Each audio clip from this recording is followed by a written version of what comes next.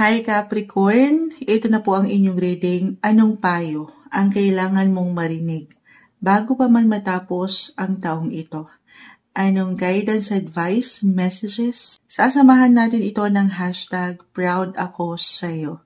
Capricorn, agad-agad gamitin muna natin itong Magdalene Oracle. Anong kailangan yung marinig today? Guidance po. Payo para sa mga Capricorn na maaaring makapakinig nito. Energy check tayo. Bago matapos ang taong 2025, anong kailangan yung marinig, Capricorn? Message para sa mga Capricorn, may gustong umangat, di natin pipigilan. Guardian Angel. So I guess enough na yan. Diyan pa lang, pinapaalalahanan kayo ng baraha na kung ano mga pinagdaanan nyo, ano man ito, ups and downs, highs and lows, positive, negative, nitong mga nakalipas na buwan, Capricorn. Hindi kayo nag-iisa. Hindi kayo naging isa. Meron kayong gabay. You are being guided and protected, Capricorn. Yes po. Hindi nyo pa man yan ma-realize, okay? Parang wala naman moonchild. Meron po. It can be in a form of a friend, a lover, a guardian, your parents, sa mas practical. Sa laban ng buhay, hindi ka nag-iisa or hindi ka naging mag-isa. Kahit pa sa mga pagkakataon na pakiramdam mo, ikaw ay mag-isa.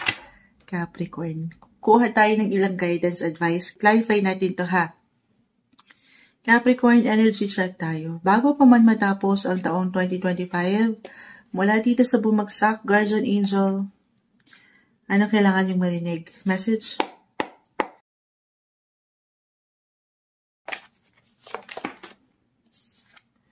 The world. Na-happy ako sa bumabagsak. Ang ganda.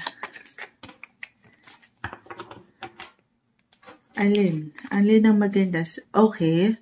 Meron talaga kayong gabay, Capricorn. You are being guided talaga.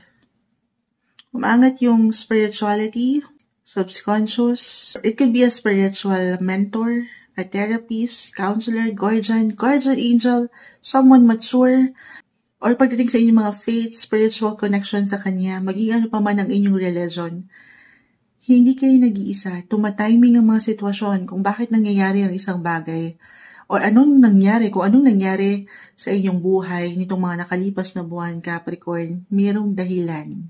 Kahit pa sa mga pagkakataon na pakiramdam nyo, sobrang down. Kahit pa sa mga times din na taliwas yon sa inyong mga kagustuhan. Pero, timing, actually, especially yung mga, parang naligaw ba kayo or hindi kayo nakakita ng liwanag sa sitwasyon, sa isang tao, relasyon, posisyon. Yes, it can be a redirection, guys. Parang nilayo kayo sa kapahamakan. Oo. At the end of the day, para rin sa inyo yung ikabubuti. Hindi nyo pa man yan maisip. Nasaan man kayo ngayon, ito na. Patapos na ang taon. Bago matapos ang taon, pinapaangat ng baraha sa inyo na hindi kayo naging mag-isa. Meron kayong gabay. Merong mga dahilan, may purpose kung bakit nyo pinagdaanan yon. Lalo pa nga po, yung mga hindi kagaanan, guys. The world. It could be a stepping stone po patungo sa inyong success. Yes. Ayan.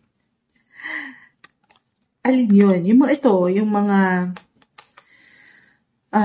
sabi ko nga, maaaring merong sumakabilang direksyon, relasyon. May papagkaligaw ba? May nang-ghost ba? May nang-iwan? May tumalikod? Hindi napanindigan? Or, ito reversal tayo every time, Capricorn. Meron ba kayong hindi napanindigan na trabaho, proyekto, or kahit sa simpleng mga kagustuhan nyo sa buhay ngayong taon? May dahilan, okay? Or hindi ka napanindigan, may dahilan kasi nilalayo ka sa kapahamakan. May liwanag. Sa huli, merong kaliwanagan po ha. Nitulungan ka ng universe, ng ilang guardian angel mo. Ayan o, may guardian angel ka. na mailayo sa mga sitwasyon na ito or tao na hindi dapat sa'yo. Maniwala ka, ito na. Lalo pa kung naramdaman mo na yung ilang na mention ko, itong mga nakalipas, kinaya mo, Capricorn, nalagpasan mo na panghawakan mo. Sandali, i-check ko yung camera, baka hindi pantay. Oo, uurong ko pa ng bahagya. Hashtag, ayun tayo proud ako sa'yo, Capricorn. Kasi hindi ka naging, hindi ka nag-stop. Patuloy kang sumubok. Ito na nga umabot tayo sa dulo. Huling buwan na tayo. Bago matapos ang buwang ito, Capricorn, sumabay ka sa agos ng buhay, sa ikot ng mundo. Hindi ka nagpatinag sa ilang distractions or ilang limitations sa iyong buhay. Proud ako sa iyo kasi sinunod mo kung ano yung dapat. Yung liwanag na ginabay ko sa iyo, parang ganon, Capricorn. At dyan, may mga bagong simula. Timing ang mga sitwasyon. Yes po. Or isang message na patuloy ka lang din sumabay sa liwanag na ito. Sa wasto, syempre pa sa balance ng walang pagkasobra or pagkakulang. At yan po ang magdadala sa iyo para higit mong mabuild yung strength o yung tatag din sa iyong buhay, life in general. Okay. Kung ano pa yung nabivision yung kayo sa hinaharap o sa mga susunod na yugto na ito ng inyong life. Na-happy ako, Guardian Angel. Sobrang umayo dito, guys, sa ilang bumagsak sa inyong baraha. Oo. Ano pong ma-add ko? Parang yun na yun. Yung parang kalakasan nyo, guys. I see strength in you, Capricorn. Naging matapang ka. Naharapin ang mga sitwasyon. Hindi nyo pa man yan ma-realize. Kahit pa nga sa mga pagkakataon na feeling nyo lubog or sobrang down ng inyong pakiramdam. The world, this is a great sign na malawak pa, marami pa kayong pwedeng matutunan, mapuntahan, madiskubre sa inyong buhay. Tuloy lang kayo. As long as nandito kayo sa wasto, again, yung pagka-pure, wala namang perfect, minsan nagkakamali tayo. Pero sa mga kamalian na yan, dyan kayo higit na pinatatatag, pinapaangat ang liwanag, dyan kayo higit na natututo, hindi yan dahilan para mag-stop kayo.